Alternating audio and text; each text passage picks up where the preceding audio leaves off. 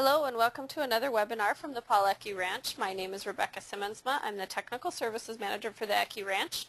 We're happy to bring to you today the second part of our Poinsettia Back to Basics production series. In the second session, we'll be looking at the phase from transplant to flower initiation. Today I also have one of my colleagues, Roger Kehoe, with me. Hello, this is Roger, and welcome to our second of 3 sessions. Glad you could make it to join us today. Okay, thank you, Roger. Before we get started, I'm going to go over some quick housekeeping items. We have a large number of people on the call today, so you can hear us, but we can't hear you. That doesn't mean that we still don't want you to feel free to ask questions. There is a question and answer toolbar to the right of your screen.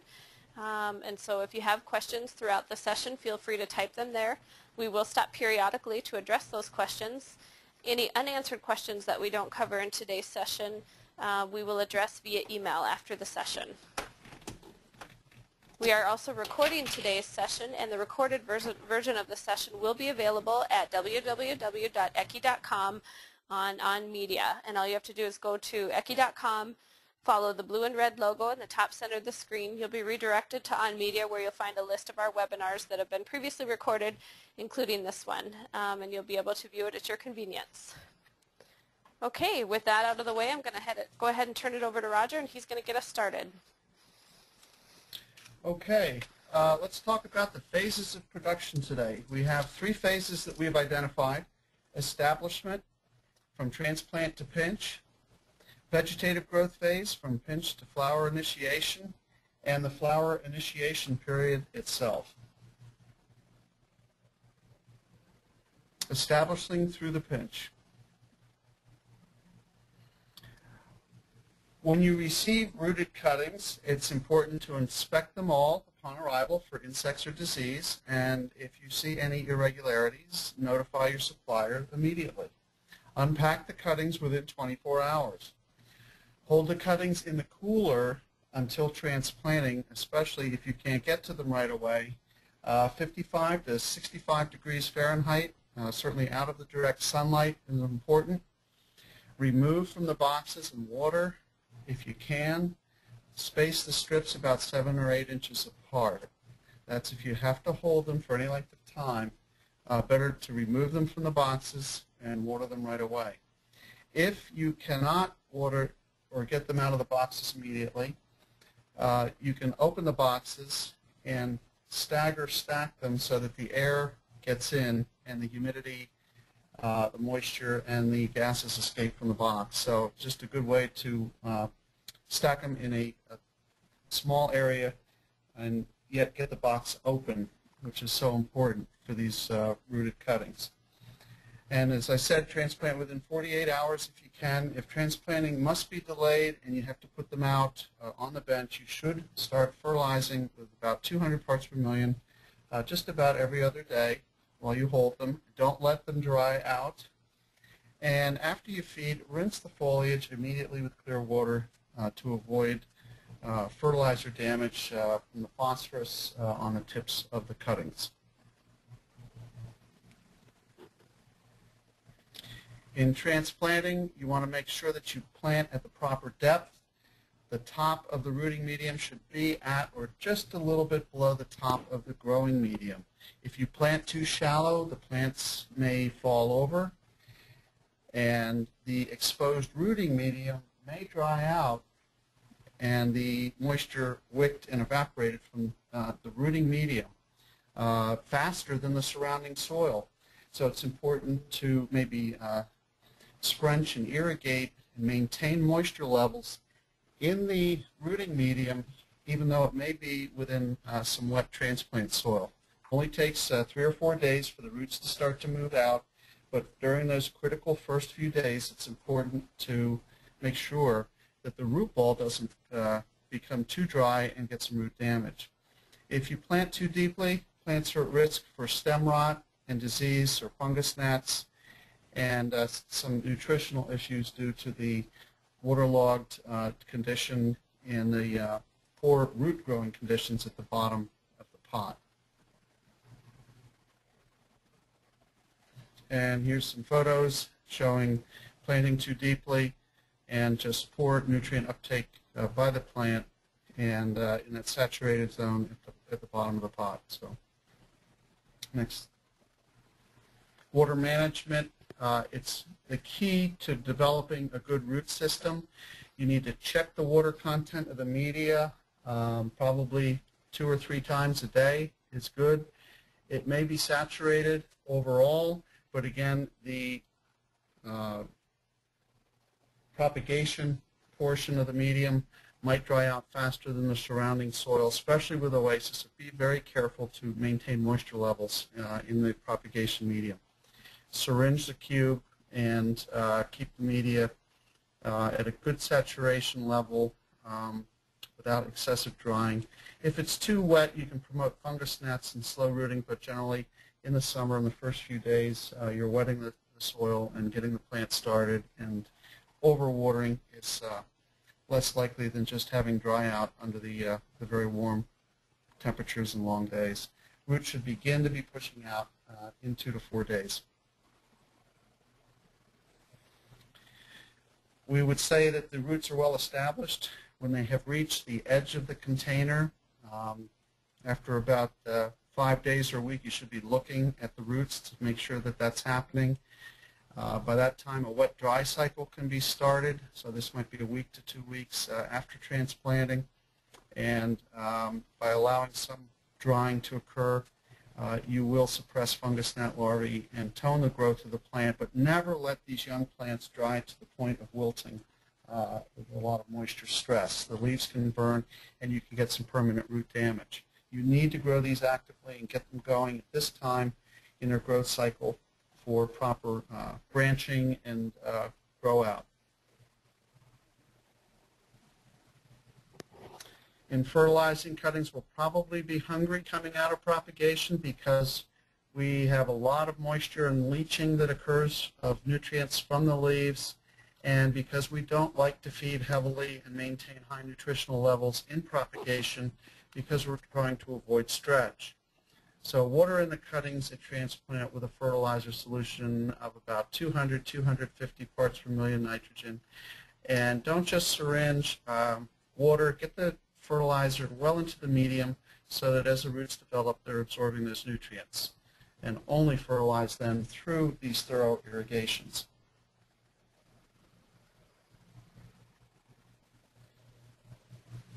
Use a formulation with only small amounts of phosphorus, 15, 5, 15, 20, 10, 20. Rinse with clear water to get the phosphorus off those tips, as we mentioned before. The excess phosphorus drying on the foliage repeatedly can accumulate and tie up some of the micronutrients and make an apparent deficiency at the tip of the plant. So you can see on the right in that picture a pretty good example of just how distorted the leaves and hardened they can become from that phosphorus deposit on the leaves. So just rinse off with fresh water. If you're syringing your plants, building humidity, and it's hot, be sure to use clear water and not fertilizer water to do that syringing. With light, you should be at 4,500 foot candles. You can go up as high as 5,000 foot candles. But if you do that right away after coming out of propagation at 1,500 foot candles or 2,000, you can have some burn. So avoid the stress, make the transition gradual, syringe, build the humidity, sort of replicating the conditions that were in propagation. It'll help tone the tissue and reduce the burn and scarring, which will give you much nicer leaves at finish. Provide additional airflow to cool the cuttings as you need, but again, some water and some shade are good ways to keep the plant cool without drying them out, blowing a lot of air across them to try to cool them. Use irrigation to help regulate temperatures. Very simple concept is to wait until the greenhouse is warmed up and then water, and that midday watering will cool the microclimate around the plant, cool the soil and the roots, and can help the general conditions for the plant to become acclimated and grow on. So avoid overwatering and monitor your EC levels very closely.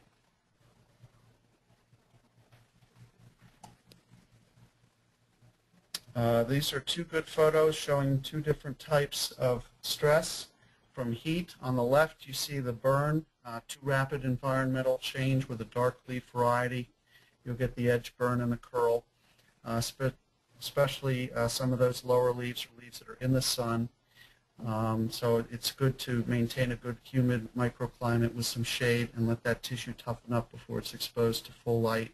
And on the right you can see the effect, particularly you'd see this in the south in a hot greenhouse where you've got excessive day and night temperatures and you get a strapping of the leaf. It looks like it's a rubber band that's been stretched out. The leaf becomes elongated and not as wide as you would expect and becomes very V-shaped at the base of the leaf where the petiole attaches. So a good sign there would be that fishnet vein and a general stretching and strapping of the leaves, especially evident on some of the pink varieties. And here on dark leaves, again on the top photo, you can see the burn that's occurred. It's just too much light and too dry. The moisture is not able to get from the roots up the stem and to those leaves fast enough. They're drying out, evapotranspiring a little bit too fast, and it's just dry tissue. And you've got to watch for these sudden changes in light intensity when you space plants, when you move them from propagation and plant them.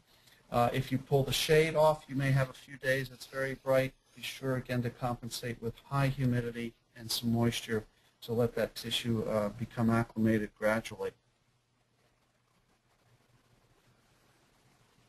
Good temperatures would be 70 to 75 degrees Fahrenheit at night to start, and days 75 to 85. It may get hotter than 85 and often does in many parts of the country in August and early September. But again, you can use some shade and moisture to help keep those temperatures down as you need to. And don't underestimate the value of that moisture and the syringing and the effect that it has for keeping the tissue cooler. If the temperatures are too cool, then you run the risk of not growing the plant properly and getting the roots that you're looking for. And later during bud set, cool temperatures may actually impact the timing of the bud set. In spacing, initial spacing can and should be pot tight. That microclimate around closer cuttings is really good to maintain humidity and help the plants acclimate. It's good right after pinch, but it's important to make sure that you space the plants in a timely fashion before the canopy begins to close. And as you can see in the photograph here, we've got some stretching. You can see through those leaves are very thin and weak, and that's low light levels, probably in a shaded house, and too late to get the plant spaced out. So be very careful of that. It's hard to regain the quality that's lost here, and it can raise havoc with your height control as you are tracking the height and trying to produce to a certain specification. Disease and insect management, I think you need to water in with a fungicide. There are some biologicals that can be used also for protection against Pythium and Rhizoctonia. Repeat fungicide drenches at monthly intervals, and always look for signs of fungus gnats and white flies and treat quickly. It's much easier to get things under control early if you catch the problem early than to try to fix a big problem later, especially with insects when you have multiple stages of the insects, which are often more difficult to control. Any questions? Yes, Roger, we do have some questions that have come across here. One that we have is this particular grower is looking at ways that they can get faster growth and more nodes before pinch. Faster growth and more nodes before pinch. You could back up the whole cycle and transplant earlier, and that's a great way to stack nodes. You can't really add too many nodes. Use a larger cutting, I guess, out of propagation, and make sure that you've got a good leaf count. But this is where keeping records and maintaining from year to year a program It delivers the number of nodes that you need at the correct time for pinch is really the best way to plan the crop. But you can't put anything on the crop to make more leaves and improve the branching. But all the things that we're talking about in managing the environment will help you get more breaks, more even breaks. Soft, actively growing tissues with healthy root system is really what you're looking for to achieve that. Okay, and what are our thoughts on misting at transplant rather than syringing to just use the mist system? Mist is fine as long as it's plain water. It works well. You can add humidity to the air without wetting the media very much. Some growers have that ability, or they have spray stakes for watering that they can run clear water through and build the humidity. And it's anytime it's automated and easier, it tends to be done quicker and better. So it's a great way to go for those growers who have it, but we realize that many do not, and pulling hose and building humidity with a hose also gets the job done. Okay, thank you. All right, with that we're going to move on to the next phase, and I'm going to talk with you about pinching. Obviously the purpose of pinching would be to promote lateral branch development, and as we go through this section on pinching, we will really stress that timing is everything. If you properly schedule the pinch, you're going to get good breaks, even breaking, but if the scheduling is not, if you don't get your pinch done on time and you either pinch early when the roots aren't there or pinch late once the cuttings have stretched or the tissue has been allowed to harden, you can really compromise break count. You can get poor dominant breaking, and lots of issues can arise if you don't look at that the timing of that pinch carefully. When you're deciding when to pinch, you want to look at some different factors. Desired number of nodes, the start of short days is also important to know when that plant initiates. The phase between pinch and flower initiation is what we call the vegetative growth phase, and that's basically when the plant's height potential is really almost to a certain extent met during that time, because once the plant initiates, there's only a set number of leaves that that plant will put on after initiation has occurred. So if you don't take advantage of those warm days and highlight all the natural environmental conditions that promote vegetative growth during that time from pinch to flower initiation, and you were to shorten that period, you can really run into some height issues. And then root establishment is another thing that you want to look at. You don't necessarily want to pinch by the calendar just because you're growing a 6.5-inch pot, and the book or the manual or the scheduling documents say that you need to allow 21 days for establishing. Doesn't necessarily mean that with varying environmental conditions and things like that the roots will establish within that time frame. And so you want to be watching for when the roots have reached the edge of the pot, and that's how you know that the plant's ready to put energy towards putting on new shoots. As I mentioned, node count is an important factor to look at when you're scheduling your pinch. These are just some general guidelines to use when determining an appropriate node count for different container sizes. In 4-inch, we would recommend 4 to 5 nodes, 6-inch, 5 to 6 nodes, and 8-inch, 7 to 8 nodes. Even in your larger container sizes, like if you're doing 10-inch or 12-inch, some of the large like tubs and things like that, what you'll have is multiple plants per pot, but you still don't want to leave more than 8 nodes on those individual plants. That's just too much for one plant to support, and have all of those breaks that come out be healthy and viable and be able to withstand production and shipping and all those things without breaking off. So even in the larger containers, we don't recommend leaving more than 8 nodes. There's some different pinching techniques that we're going to look at today. 2 in particular that we'll explore would be the hard pinch and the soft pinch. I would say in general, when growers are scheduling their pinch and looking at what they hope to achieve with a pinch, most would be looking at doing a hard pinch, which is removing all the immature, not fully expanded leaves. However, not all cultivars respond well to a hard pinch if environmental conditions are stressful. So there's varieties like Prestige, Max Red, Red Velveteen, some of those varieties that if it's very hot and very dry, too much airflow, just things that are really going to put the plant under stress and harden that growth. When you go to pinch and you perform a hard pinch, you can get some dominant, kind of weird branching and things like that. And so you really want to be evaluating environmental conditions also when you're looking at the pinch and the cultivars that you're growing, when you're deciding whether to, you're going to do a hard pinch or a soft pinch. A soft pinch, on the other hand, is where you're just removing the shoot tip and the smaller immature leaves, In the next slide, I'll show an image of, an example of what a hard pinch versus a soft pinch looks like.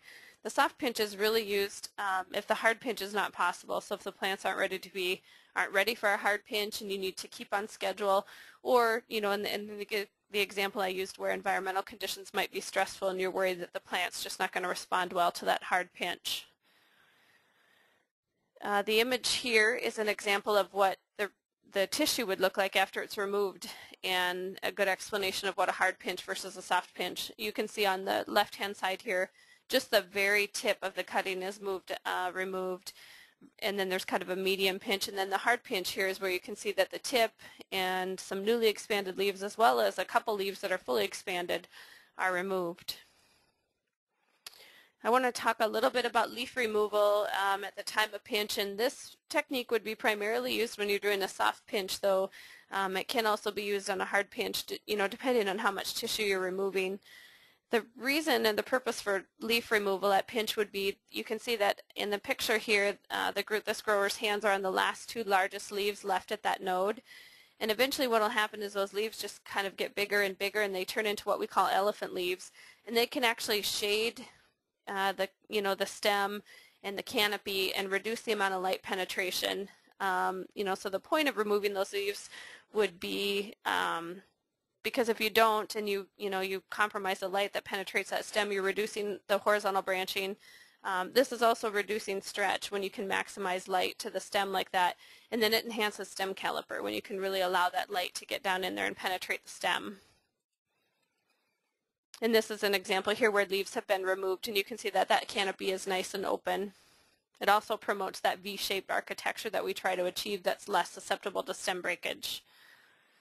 And just some other pictures here. One thing that's important to remember with leaf removal, and you can see, leaf removal with a soft pinch, we do recommend so that you don't have those large mature leaves there to block light to the tip of the stem, but there is a fine line between removing too many leaves. This cutting here in the top picture, we're really only leaving 3 mature leaves left, and you want to make sure that you're leaving enough leaf surface so that that cutting can still perform all its metabolic processes, and that it can still photosynthesize and transpire and everything, without stressing the cutting or getting in the way of what it needs to do to put on vegetative growth. And so when you're doing leaf removal, if you've lost leaves in the shipping stress or things like that, and there's a small number of leaves on the cutting to begin with, you may not want to consider leaf removal. Another important point to keep in mind is that, when you do remove those leaves, we like to see you just leave half the petiole. Pinch off that, pinch off the leaf there and leave half the petiole, and the rest of the petiole that's left will just kind of wither up and die away on its own, but then it doesn't cause any further damage to the stem. When we damage the stem like that, you can open the plant up to things like Pythium or Rhizoctonia or botrytis, and if you just pinch off that petiole, it'll just wither up and dry up, and you don't have to worry about further damaging the stem. And this is an example of that V-shaped architecture I talked about, that leaf removal helps contribute to that. This is obviously less susceptible to stem breakage. You can see to the plant in the bottom, if you get that real horizontal branch angle. At finish, when you get a nice mature large bract, once you go to move that pot, that angle just can't support the weight of that bract and that mature stem, and that stem will end up breaking off. It's much less susceptible to breaking with that V-shaped architecture. And this is just a really good example here, and it just shows that branch angle. Upright branches are stronger, and side branches are much weaker. And oftentimes, towards finish, I'll get technical calls from growers where they'll look out across the greenhouse and they'll just see one stem that's wilted on a plant, but they can't see any signs of physical damage. They can't see where it's broken off or anything. And most of the time, it's just where they've got this horizontal branch angle here. They were moving when they were spacing or spraying, or any type of movement, and you can actually just get such a fine little crack there that it inhibits water from moving up the stem on that one bract, and so it doesn't look like there's any damage, but in fact it's just these horizontal angles that have cracked enough that water can't move up the stem, and you lose that stem and that bract. Roger talked a little bit about spacing in the establishing environment and how important that is to keep the plant's pot tight. It's also important for a tighter spacing after the pinch. sometimes growers space at pinch. It just kind of depends on how much canopy closure you have at that point and how much leaf expansion you have. Competition for light between neighboring plants is really what's driving that stem elongation, but it's also driving that V-shaped architecture. So if you space too soon and there's ample space around the cuttings, that will promote that horizontal branch angle. However, when the leaves do begin to overlap, that percentage of canopy closure is going to determine how much stretch you're getting. And so you really want to watch the percentage of canopy closure and make sure that you're spacing on time as well. Okay, I've got some time for questions. I'm going to take a look here and see if we've had any come across. Okay, I do have a question here about what our thoughts would be on pinching with hands or, with using tools like a knife or scissors. I can go ahead and comment on that. I think it depends on whether or not you're going to do a hard pinch or a soft pinch. If you're going to do a soft pinch, obviously you're just rolling out that tip, and especially if the cutting's turgid, it should be very easy to do with your hands, probably less cumbersome than using a tool. But if you are doing a hard pinch, sometimes it is easier and you'll get a sharper cut with a knife or with scissors or whatever you're using, especially if that cutting's under stress. It is really important to try to time your pinch so that the cutting's not under moisture stress. If it's nice and turgid, you'll get a cleaner cut, and if when you get a cleaner cut, then there's less susceptibility to disease and things like that. So I think either method is acceptable. You just have to determine what condition that cutting's in and what type of technique you're using when you decide what you're going to use. It's also important, with the knives and tools and even hands, that you're sanitizing properly between varieties and between benches so that you're not spreading any type of pathogen that might be there. Let's see, I've got another question here, and this grower wants to know, when you're counting nodes and trying to decide what your pinch height should be, do you count the nodes that also don't have leaves? And the example that they would use is after shipping stress, some of their cuttings have lost like the lowest leaves on the stem. Technically that's a node, but do you count that in your pinch height? Roger, do you want to comment on that? Yeah, sure. Generally, you can count on those lower nodes. As long as the tissue isn't too hard, they will develop. If they're underneath the soil, sometimes they do and sometimes they don't. That's a little bit more irregular. But the ones above the soil usually do. But what you can do is to make sure is a softer pinch and remove those smaller leaves at the tip, and that way you can actually boost your count a little bit. So as Rebecca presented, you had a range in different pot sizes of the number of nodes you may want, say 5 to 7. Then go towards the 7 if you feel that you have some damaged cuttings and you've lost some of those lower leaves. Work towards increasing that node count a little bit, just in case a few of those nodes don't quite make it with a leaf gone. Okay. All right, it looks like we've addressed all the questions, and with that we'll go back to Roger and he'll walk us through the vegetative growth phase, that time between pinch and flower initiation. Okay, this is a great time to really grow the plant, build the plant, and prepare it for the flower initiation period. Much of the plant is built at this time because it's a short day plant, and once the flower bud is established in the tip, the nodes, the leaves, and so forth underneath that bud are established and the count is set. So this is a good time to keep those roots going, get good control of strong vegetative growth, and make sure that your plant height targets are achieved so that when you set the buds, you've got the leaves underneath those buds that you need to make a nice full finished plant underneath the bract. So it's a time to address those height and nutritional issues, and after flower initiation, chemical choices become more limited and it's more difficult to control nutrient disorder. So it's warm, it's sunny, the days are long, and so this is a real good time to pay close attention to building a good, strong plant. Here are some good photos showing some of the nutrient issues that can occur. Calcium deficiency makes the leaf look as though it had a string around the edge that got pulled tight, and the cups typically has that upward cupping with a downward cupping in the outside edge of the leaf. Also, that tissue looks a little thin. So again, feeding with a calcium-based feed and having some calcium in the soil helps to get those nutrients into the leaves. Magnesium deficiency causes that marginal yellowing.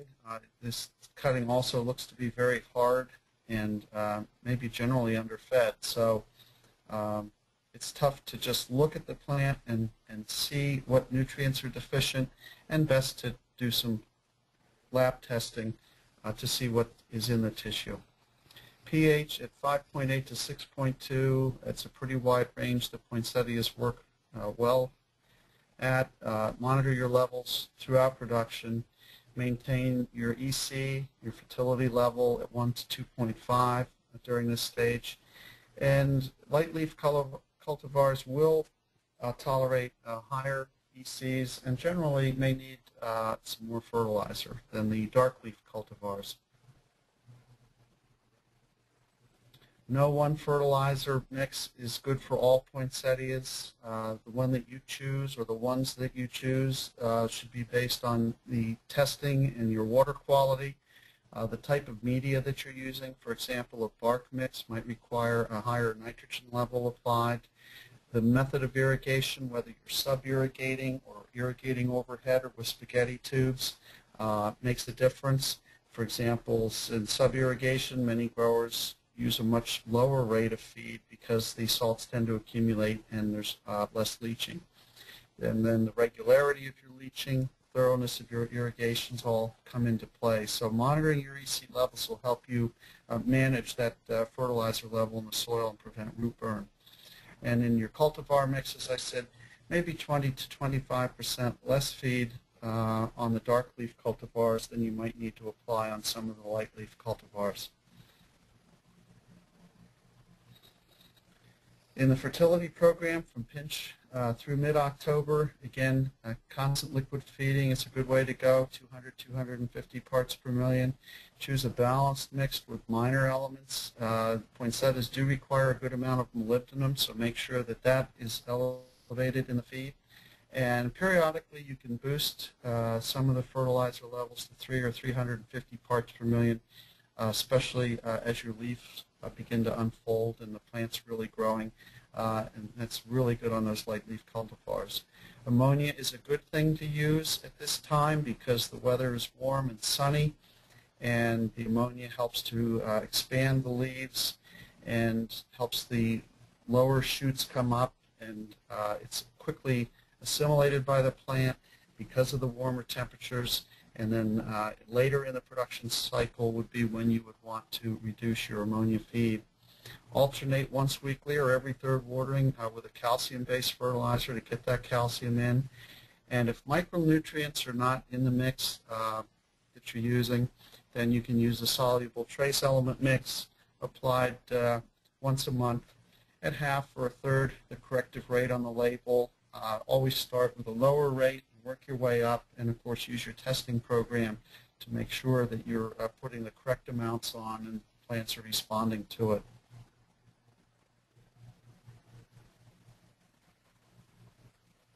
Here's again calcium deficiency on the left and some micronutrient deficiencies on the right. I can't say exactly what is deficient by looking just at the photo, but certainly some tissue analysis and soil analysis can help make that clearer.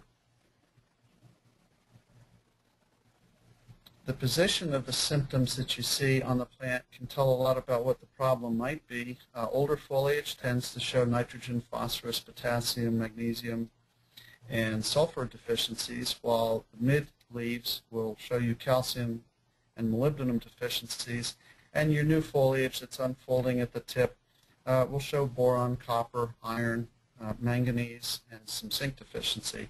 You can use a diagnostic key that we have at the ECI website, and the address is listed right on that slide there.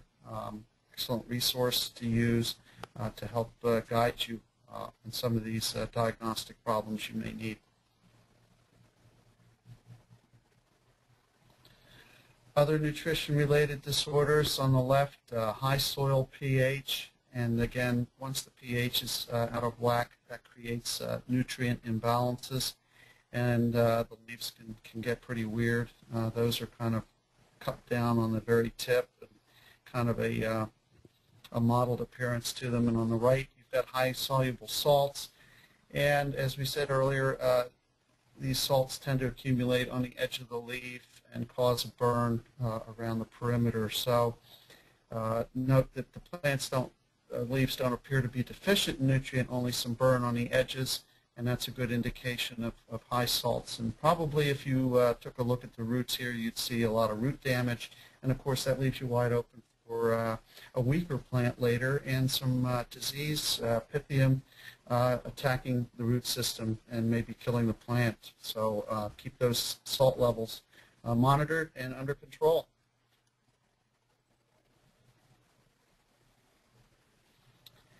And just a few clues to remember. If it turns yellow first, it's probably a deficiency. So there on the left you can see where the nutrients are near the main rib vein. There's adequate nutrition, but as you get towards the outside of the leaf, they're absent. And on the right you can see if it burns first, it's probably a toxicity indicating high levels are accumulating, or especially around the edge of the leaf, where most of the evaporations are occurring and the nutrients are building to toxic levels there. There are two companies listed here in this slide that do offer some testing service. There are others. There's certainly some universities that still do some good testing work and can help guide your fertility program. It's important to do routine tissue and media sampling. If the nutrient is absent in the tissue, that doesn't mean that it's not in the media. It could be cold temperature or root damage causing the problem. So it's important to do both. And look at the whole plant, not just the symptoms. Again, the health of the roots, the watering practices. Those are the important things to look at besides just the color of the leaf. Testing is cheap crop insurance and should be a part of everyone's poinsettia program. Any questions? Let's take a look here and see what we've got. Okay, this grower would like to know what our thoughts are on the use of Osmocote or other slow-release products to supplement the fertility program. Well, that's a very good question.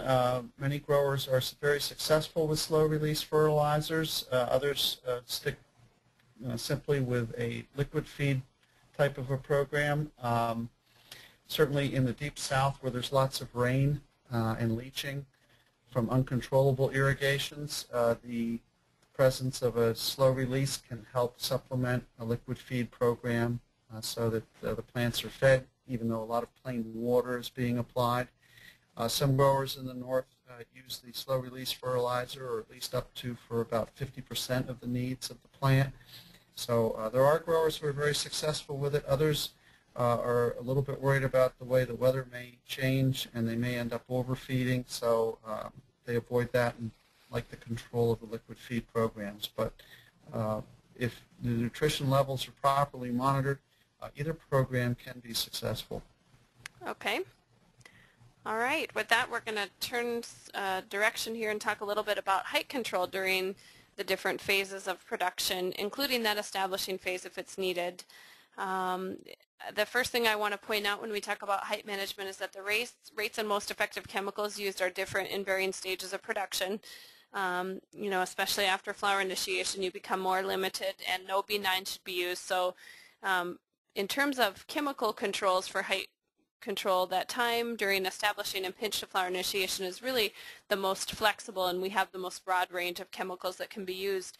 But it's also important to note that environmental conditions and cultural practices will also require varying rates. Adjust rates according to your greenhouse and cultural practices. You know, you should adjust rates depending on what the environment's like in your greenhouse, and also you know, watch the weather patterns. If we make a high rate of a growth regulator application and then we get 2 weeks followed with rain and cool, cloudy weather, that growth regulator is going to sit in the plant a lot longer. So, you know, it's kind of important to know what the environment's going to be like following that application and anticipate things like that when you're deciding what rate to use. From the time to during transplant to pinch, really, for the most part, growth regulators are probably not going to be necessary at this point unless, you know, you start to see some stretchiness right away on the cuttings. And at that point, chemical options really should just be on the light side, and you would want to think about a cyclocell spray at about 1,000 parts per million. There really shouldn't be it shouldn't be necessary to use anything higher than that, and this should probably be effective enough to get you through until it's time to pinch. And this is an example here, and we showed this slide before of, what can happen if they're spaced too tightly, and you're starting to get this real stretch here. And this pot here in particular would have benefited more than likely from a cyclocell spray at the 1,000 parts per million. It's a good time now to point out too with cyclocell, in any of the rates that we recommend, you'll never see us recommend over 1,500 parts per million. You can get that characteristic yellowing of the margins and spray damage from the cyclocell, and particularly if environmental conditions are stressful. But in general, if you keep that rate at 1,500 or below, we tend not to see the results of that. If you do see some cyclocell damage, it's usually something that the plant grows out of rather quickly. We're also going to talk about Florel now, because Florel should be viewed as a growth regulator because it does have some mild growth regulator effects. Many growers are using what's called the sandwich technique, and it's called the sandwich technique because you're making an application 3 to 7 days before pinch and 3 to 7 days after pinch. That first application that's made before pinch is the ethylene response in the plant that triggers the branching and stimulates the branching. And in general, you can get an average of about one more node or one more break after pinch with the use of Florel. And then that second application is made to even up and to kind of tone those breaks that are coming out so that you don't have issues with dominant branching. As I said, Florel does offer some mild growth regulator effects, so using this technique should eliminate the need for like a cyclocell B9 application on pinch product form. So if you typically have a pretty stringent growth regulator regime in place where you know that 7 to 14 days after pinch you're going to be applying a B9 cyclocell application, you should keep in mind that if you're using the Florel technique, it might eliminate the need for one of those growth regulator applications. And always consider lower rates on Florel and any of the growth regulators that we're talking about. It's always better to look at the low end of the range first and make frequent lighter applications at lower rates than one big application. That way it does give you the flexibility if the weather pattern changes or something changes in production, so that it doesn't take so much time for the plant to grow out of that high rate that you've applied. And any kind of sprays that we'll be talking about today would all be applied as a fine mist. Any kind of runoff that you would get from Florel or B9 cyclocell or even some of the paclobutrazole products will just sort of give you a twofold effect, because you'll be having that growth regulator taken up in the soil as well, and it may result in some overgrowth regulating and extremely slow growth. And looking at the Florel, these are some examples of plants on the left that were treated with Florel and plants on the right that were not treated. You can see that you do have better break count, more laterals breaking here with the Florel. And then also the finished product here is nice and even. You've got all the bracts contributing to the floral display versus the plant on the right where you've got some dominant, taller branches and some smaller branches that aren't contributing and are much weaker. So growth regulating in terms of what can be used during pinch to flower initiation, as I said, this is the most flexible time, and you do have the most options in terms of growth regulators. Applications now would be made to slow and tone growth and produce more even branching. In general, these applications should begin when the new growth is 3/4 of an inch to an inch long. And this is also when graphical tracking should begin. Growth regulating now is really important because, once you reach flower initiation, you do become more limited in terms of what can be applied, because anything applied after flower initiation is going to affect the rate of development and bract expansion. And so not growth regulating during the vegetative growth phase and going into flower initiation with the mindset that I'll just growth regulate then if I start to get above the curve is not always the best approach to take, because at that point you're limited to what you can use, and then you are also talking about timing and bract expansion. So graphical tracking really does kind of take the guesswork out of when it's time to apply that growth regulator. And in the next couple slides I'll go over what programs we have available for graphical tracking. And as this is an example of a plant that wasn't growth regulated. This is snowcap, which is one of the most vigorous varieties, and you can obviously see that in the absence of growth regulating there's some dominant breaking, there's poor branching, there's just a lot of unevenness. And so definitely more growth regulating is not just for height control. So these are some different options that you could consider during the time from pinch to flower initiation. We've got them listed here by light, medium, and heavy sprays. What we would consider a light spray would be cyclocel alone or B9 alone, and the cyclocel 1,000 to 1,500 parts per million, and the B9 2,000 to 3,000 parts per million. Both of those would be a spray. What we would consider a medium type spray would be a tank mix of the B9 cyclocel and the cyclocel at 1,000 to 1,500 parts per million and the B9 at 1,000 to 2,000 parts per million. That's in general probably what most growers would be doing on a routine basis during this time. More heavy applications would be using things like Bonsai or Piccolo, those paclobutrazole products, or even Sumagic Top Floor. It's really important to keep in mind that these particular chemicals are very, very powerful. They should be applied as a spray, and we do not recommend drenching with any of these types of products during this phase because it'll really result in some stunting and very, very slow growth. Cyclocel drench, on the other hand, is something that's done commonly in Canada, not so much in the United States because it's very costly, but it is something that's done in Canada at the higher rates if heavy control is needed. I want to talk a minute about DIF treatments also for height control because chemical controls are not the only means of height control. DIF treatments and temperature controls can be a very effective way at reducing stem elongation. DIF is obviously the difference between day and night temperatures, and the more positive DIF that you have, which is warm days and cool nights, and the more difference you have between the day and night temperature, the more increased stem elongation that you're going to get. The more negative DIF you have, so warm nights and cool days, the less stem elongation you're going to get, or decreased stem elongation. A true negative DIF is obviously very hard to achieve in most regions of the country.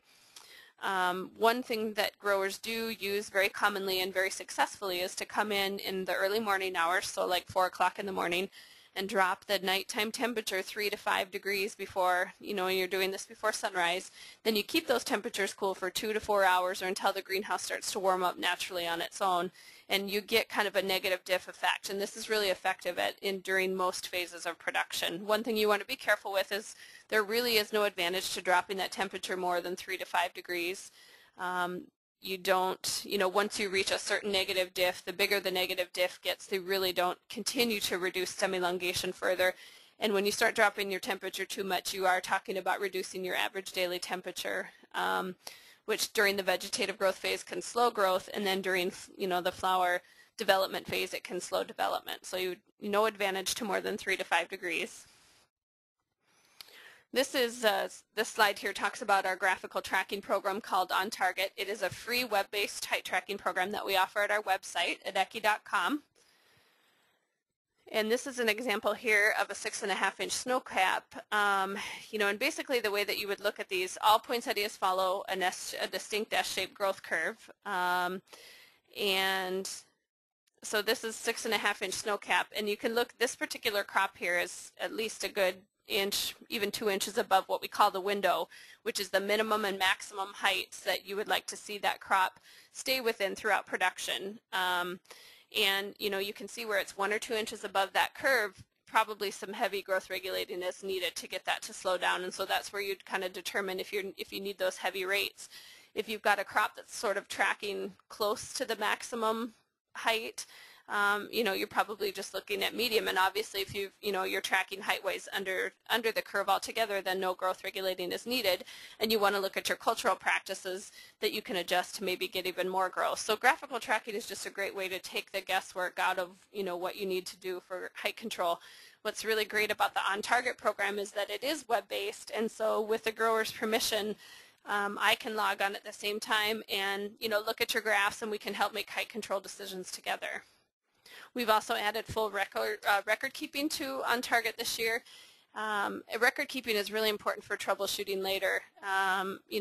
Just in my daily tech support activities and talking with growers, a lot of times when a grower calls and asks me a question, I'll ask a lot of questions about the history of the crop. And especially with like nutrient disorders, what's going on in the tissue is actually what happened in the soil 2 or 3 weeks ago. And so things like pH over the course of the crop are really important at troubleshooting, and so there's nothing more valuable in my opinion, and then keeping record, and then you can go back and draw on that, you know, for seasons to come, you know, if you're just not sure where you need to be height-wise, or, you know, have I encountered this problem before, how did I resolve it?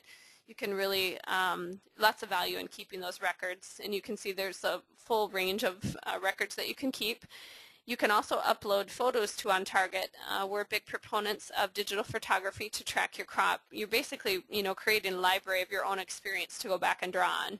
And again, with the grower's permission, I can log on to those accounts and take a look at photos and record keeping and things like that. So it's sort of an enhanced form of technical support and more convenient for the grower. When we talk about height control, also during the vegetative growth phase, we want to mention that spacing does play a critical role. You know, as we talked about, that degree of canopy closure, you know, increases the rate of stem elongation that you're getting in that competition for light. Spacing also plays a role in crop quality and crop profitability. Obviously, you know, with the tight margins and the competitive market, there is a need by most growers to want to space that crop tighter. And obviously that's going to increase more profitability, but with that you also get some increased stem elongation and possibly decreased crop quality. So when you're planning spacing, you know, it's important to keep in mind what type of product you hope to offer. These are just some recommended spacings or some guidelines to go by. On the left-hand side here we've got some minimum spacings, and on the right-hand side what we would consider ample spacings, and again these are just guidelines. Okay, do I have any questions about growth regulating? Okay, it looks like I have a couple that I've come across here. One of the questions I have here is there's been a lot of work done, and this grower wants to know about fascination, that there's been a lot of work done with fascination and a lot of talk about using it for bract expansion at finish, and also for using it at finish to get caught up if they feel that they're behind at finish, but they've read some recent work that suggests that applications during the vegetative growth phase might be more effective, and they're wondering, you know, what our thoughts would be. Any comments there, Roger? Well, I think the best way to grow the plant to the correct height is to grow it well with the right environment and maintain the feed and the nutritional levels, the temperatures that you need to grow it properly, and keep it actively growing, and monitor your light levels and space on time. I mean, these basics are the best way, I think, to manage to the correct height.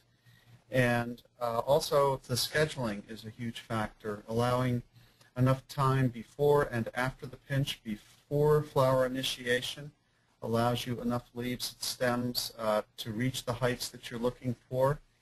Fascination use early on probably should not be necessary, except maybe in the case of over-application of some of the stronger PGRs. But it's a better way to manage the crop to just you know, basically grow it through the fundamentals and schedule it properly. Fascination is used later towards the end of the crop, and I think we'll be talking more about that in our next session in September on finishing poinsettias. Okay. Thank you for that, Roger. And with that, we're going to turn it back over to Roger, and we'll talk about flower initiation. Okay, well, certainly flower initiation is a critical stage. You want to make sure that those flower buds are set at the correct time. If they set too quickly, too early, the plant may end up too short, and if they set up too late, the plant may end up much too tall and maybe too late in timing. So very important. Your early season varieties will initiate about in the middle of September, between about the 12th and the 15th, and your mid and late season varieties will typically initiate between the 22nd and 25th of September. Schedules need to reflect the flower initiation dates. Early initiators need to be planted and pinched about 2 weeks earlier to size up at the same level as some of those main season varieties. Manipulating flower initiation through lighting to delay the flowering.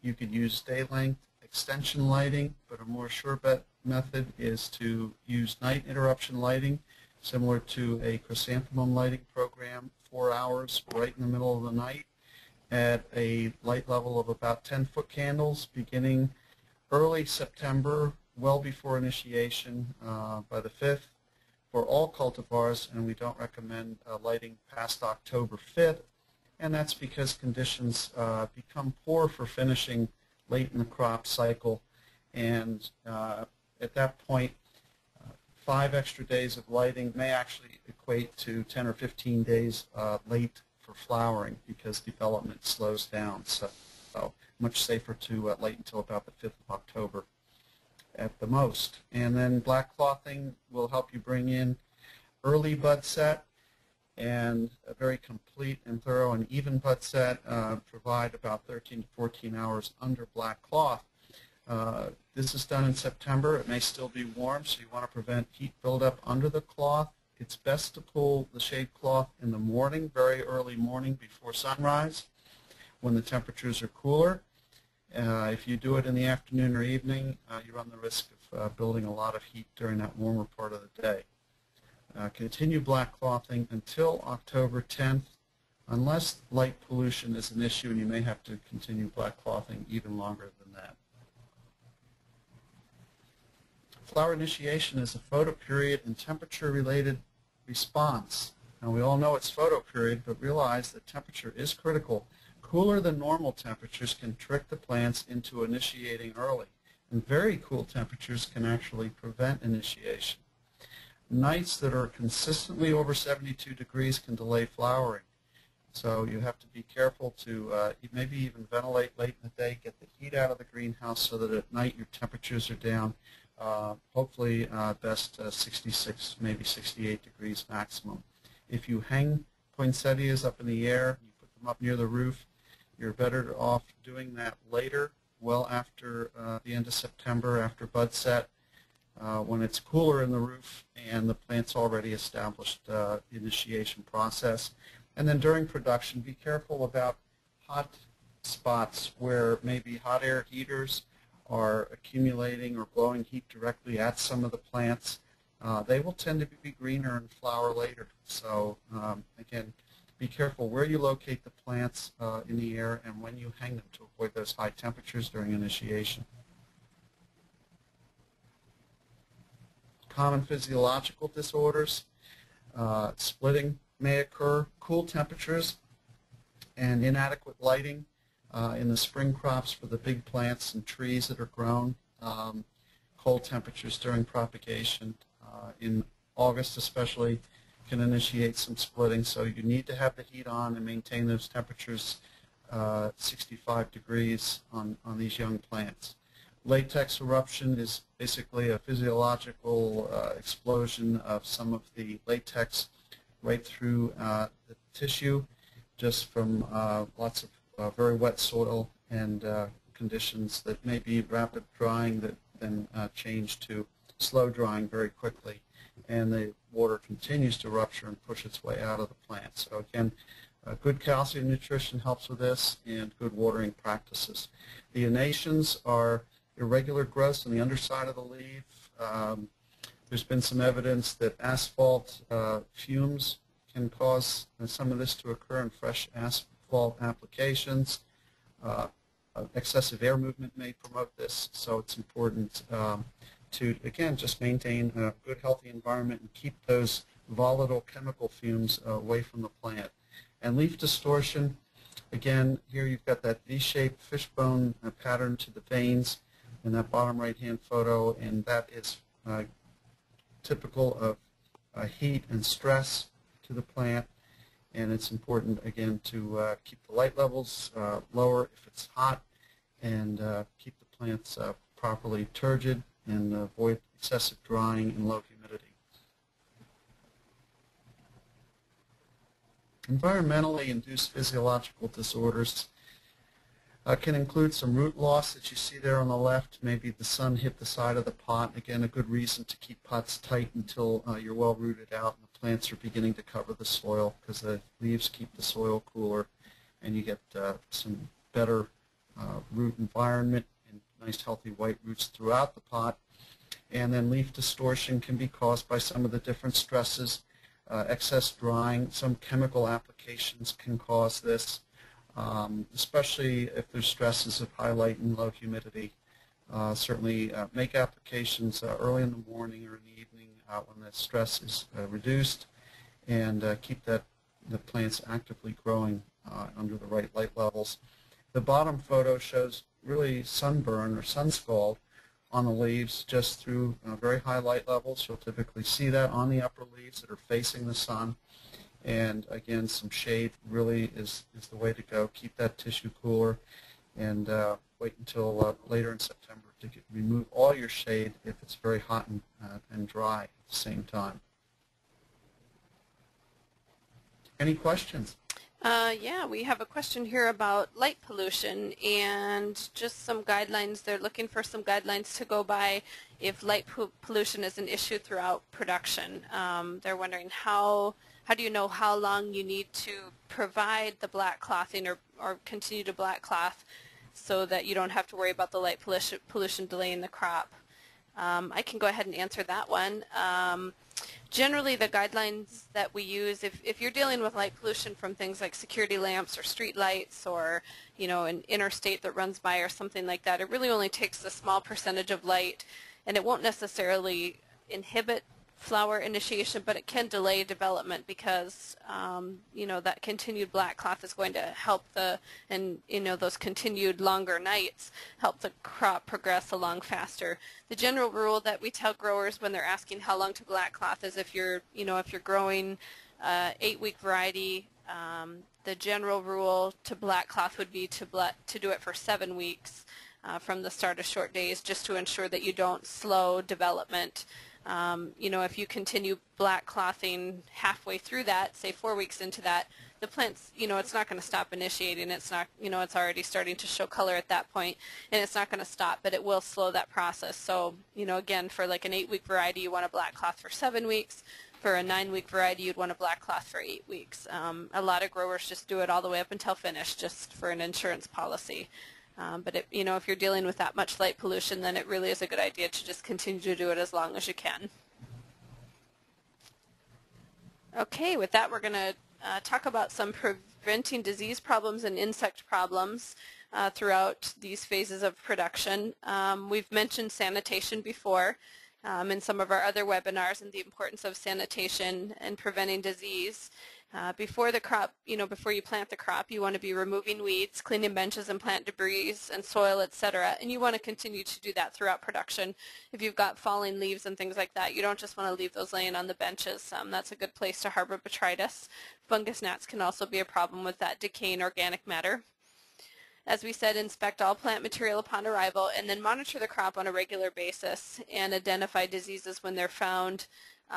You know, there are some diseases like botrytis or powdery mildew that you can identify just upon inspection and visual symptoms, but there are other diseases that probably require proper identification so that you can treat accordingly. So if you're ever in doubt, you know, there's a lot of testing labs around the country and a lot of universities that will do some pathology very quickly for you so that you know exactly what you're dealing with. In terms of chemical controls for disease, fungicides are always the most successful when combined with good sanitation and proper environmental and cultural practices. You can drench for Pythium at your 4-week rotations and 4-week intervals, you know, without missing an application. But if you're still watering too much, or the temperatures are too cool, or your salt levels are high, those chemicals aren't going to be as effective at suppressing the suppressing that pathogen. And so good cultural practices are also really important. They do work best when applied as prevention and when disease pressures are low.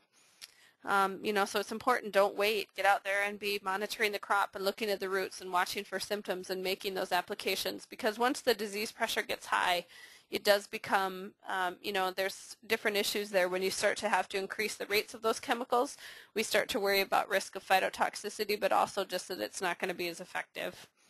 Rotation is also important to avoiding resistance. There are some documented cases of resistant strains of Pythium to certain chemicals, and so you know, as we would with our insecticides and like whitefly prevention, we do want to make sure that we're rotating those modes of activity, and always trial the rates and read labels. It's the grower's responsibility to read those labels and Recommended rates and methods of application and warnings labels do change from year to year. You may have that chemical sitting on your shelf for a couple years, so the label that you have hasn't changed, but there may be a new supplemental label. So I would always encourage you to go to the website of the chemicals that you're using, or the suppliers that you're using, and they'll always have posted the updated label and tips and things like that, and it's a great resource. We'll just talk about some different diseases that can be an issue during the vegetative growth phase and before flower initiation. Pythium and Phytophthora are two root and stem rotting diseases to worry about, and they can be found in propagation all the way through blooming. And in general, they can be controlled with proper irrigation and fertilization. Waterlogged wet soil is obviously going to promote these two diseases, and then if the EC is high, especially if you let the plants dry, and then it can burn those fine root hairs, and that just leaves a good place for the pathogen to enter the plant. Rhizoctonia is something that's really commonly seen during the vegetative growth phase, so after transplant, and when we're pinching, you can see kind of that brown, reddish, dark brown lesion at the base of the soil line can work its way down into the roots, and eventually you'll see total plant collapse. It can be found at all phases, but it is most common, right after transplant. And it can be avoided by controlling, trying to prevent injury to the plants, and then proper soil moisture levels and prevention of fungus gnat larvae. Fungus gnat larvae can work their way into those stems and really leave the plant predisposed to an infection. Other diseases that we would want to watch out for would be powdery mildew. Not very common during this stage because relative humidity levels and airflow are typically at the point where it's not going to be conducive, but it is one of the foliar diseases to watch out for. And then there's some less common issues that growers in the extreme south, or Hawaii, or places where they're growing in saran houses may see things like alternaria, scab, or xanthomonas. When we talk about insect concerns, there's really three major insects that could infect a poinsettia crop that could have some significant impact. Whiteflies, of course, are the most common, and then fungus gnats and mites. It's very important to monitor to identify pest problems. You should be out there, counting insects on your yellow sticky cards, really watching for signs and symptoms that insects are present. If you do discover insects, it's important to know what identify the pest that you're looking at and make sure that you understand its stages of development, because your chemical treatments are going to be most effective when they're targeted to the life stage that particular chemical controls. Treat based on the pest and the life stage, with the recommended application technique and frequency of application. And good chemical rotation is essential. Especially with whiteflies, resistance can be an issue. There's some really great resources, and we have some links on our website at ecki.com to some studies that have been done about whitefly rotations, and some researchers have really done a good job at just laying out comprehensive whitefly programs throughout the season, and they've kind of got it laid out so that you can have 6 chemicals on your shelf, 5 or 6 chemicals on your shelf, and rotate those accordingly, obviously making changes if the life stages warrant that. But there is some really good resources and some good reading material to investigate when it comes to whitefly rotation, because it is really important to avoid resistance. When we talk about chemical controls, whether it's fungicides or insecticides, there's 2 ways to look at it. There's either going to be a preventative application or curative. Preventative is obviously treating regardless of the pest population level, so you're anticipating that there's going to be a problem. An example would be whiteflies. There's probably, not many poinsettia growers out there that don't apply some type of whitefly control, anticipating that there's going to be a problem, and that really is the best approach, particularly with whiteflies once the population levels rise, and we get into that finishing environment and the canopy is dense, and it's just difficult to get in there and spray and get good coverage. It's definitely more feasible to make preventative applications early in the crop to keep your levels low at that point. And then obviously curative is reacting after the results of your weekly scouting. So when you're looking at rates on labels, generally there's going to be a range from a high end to a low end. And how do you know what range to use? Well, in general, the low end is going to be your preventative sprays. So if you're just making applications and anticipating that there will be a problem, you want to stick with the low end. Try to stay away from the high end unless you're going with those curative rates. If your population levels are rising or you've got an active disease pressure, that's when you'd use that high end curative spray. Chemical phytotoxicity can always be an issue. That's why trialing is always recommended, and not just with new chemicals, but with new varieties. Certain varieties respond differently to different chemicals. There are varietal differences, and so we do recommend trialing. If it's the first time you've made that application, might be a good idea to set a couple plants aside, make the application, and wait 48 hours to see if you get any type of phytotoxicity. Phytotoxicities are going to be more likely when the plants are under stress or rates are higher, and many spray adjuvants can also cause a phytotoxicity. Might not necessarily be the chemical or the spray adjuvant, but possibly the combination of the two, or that spray adjuvant interacting with a fertilizer application that was made or another chemical application that was made. It's just a good idea to keep those at the low end. Generally, the rates that are recommended on the label are higher than what is typically effective, and so trial those rates, because it is going to be, it's going to vary depending on your water quality, what is effective with those spray adjuvants. And in general, we only like to see you use those once in a 7-day period. So if you have to make, insecticide or fungicide applications, but you've also been doing growth regulator sprays, don't use the spray adjuvant twice in a week's period. Chemical application frequency is going to depend on the pest life cycle. Don't just go by the calendar. Learn about the pest you're trying to control. Same could be said for disease. We do, in general, say that approximately at 4-week intervals is enough for frequency. But if your disease pressure is higher, it may require rotation of different modes of activity and increasing your frequency. And again, that class rotation is very important. We have pest control charts located at ecchi.com that list most of the labeled chemicals for poinsettias by mode of activity, and there's a disease chart and an insect chart, and it's a really good way to look at those different modes and make sure that you're choosing only one chemical from that mode of activity, and that you're rotating and not overusing a certain chemical. This slide here is a picture of fungus gnat larvae. That we all know that the adults are just a pest and a nuisance in the greenhouse, but if the larval population gets big enough, they can start to feed on the roots and burrow into the stem and then leave that plant open to a Pythium or Phytophthora or Rhizoctonia infection. Mites can be an issue on poinsettias, particularly at finish when we start to heat and the environment. We're trying to keep that relative humidity down to prevent foliar diseases. It's really important to scout for mites and know what you're looking for. By the time you see this, loss of chlorophyll in this picture here to the right, or you start to see webbing, the population levels are pretty high. And most miticides, there's not a lot of miticides labeled specifically for Lewis mites, and there are not a lot of miticides that can be effectively applied without phytotoxicity to a finished bract. So you want to be on the lookout for mites. Try to make sure that you go into that finishing environment without a population. And then obviously whiteflies are the most common problem on poinsettias in the world. Become familiar with this pest, with its life stage, with its different life stages and what to look for, so that when your population levels, should they begin to rise, you can react accordingly.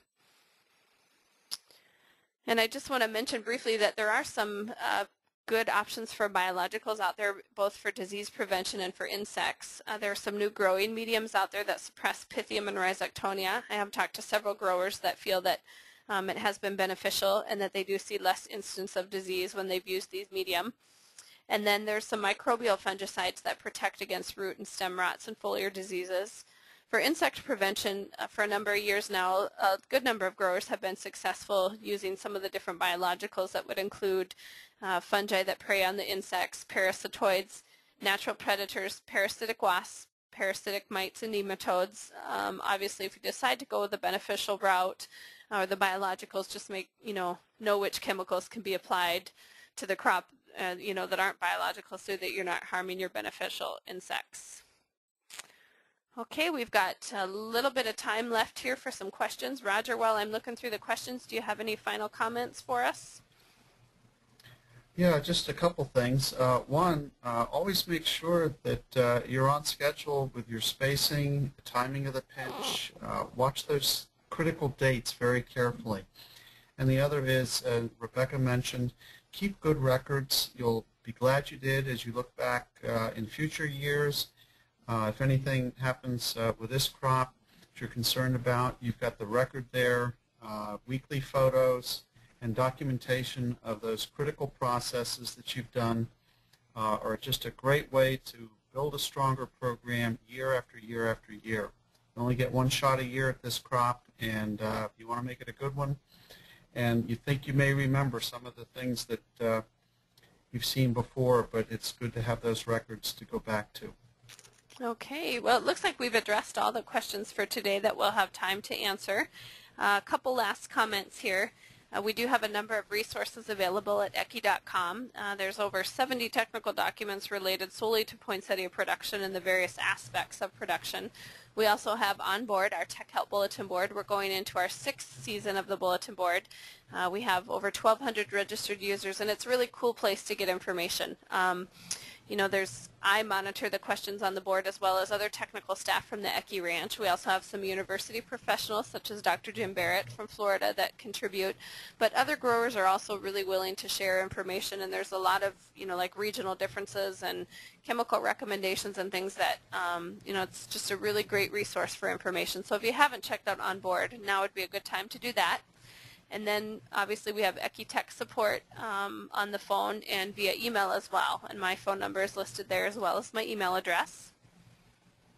I'd also like to mention on a final note that, as we mentioned, this is our 2nd series in the Back to Basics Poinsettia series webinars.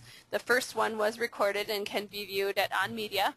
Today's is also recorded, so you can go back and view it again at your convenience if you want to take in some more information. And then our 3rd session will run in September, so watch your emails for that session. During that session, we'll be talking about flower initiation, flower development, you know, all that good stuff that we'll need to know when it's time to get those crops out the door. On behalf of the entire staff at the ECHI Ranch, I'd like to thank you for joining us today. We hope you found the webinar informative and useful, and we look forward to having you join us again the next time. Any last comments, Roger? Just thank you all for joining us. We enjoyed the presentation, and hope that you find this information useful. All right. Thanks, everybody. Bye-bye.